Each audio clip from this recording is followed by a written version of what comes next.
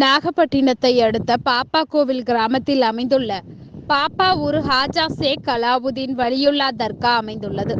இந்த தர்காவில் ஆண்டு கந்தூரி திருவிழா கொடியேற்றத்துடன் துவங்கியது. முன்னதாக மஞ்சக்கொள்ளை கமாலியா ஜாமியா மஸ்ஜில் இருந்து மின் விளக்குகளால் அலங்கரிக்கப்பட்ட ரதங்கள் மற்றும் பல்லக்குகள் வாத்தியங்கள் இசைக்க முக்கிய வீதிகள் வழியாக வலம் வந்து தர்காவை வந்தடைந்தது. ரதங்களில் இருந்து கொடிகள் இறக்கப்பட்டு தர்காவின் கொடிமரத்திற்கு கொண்டு சென்று துவா செய்து கொடிமரத்தில் கொடியேற்றப்பட்டது. இதில் பல்வேறு பகுதிகளில் இருந்த ஆயிரக்கணக்கான இஸ்லாமியர்கள் கலந்து கொண்டனர்.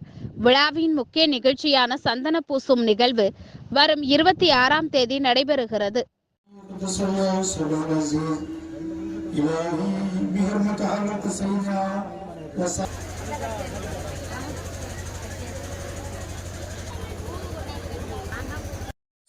والحمد لله رب العالمين.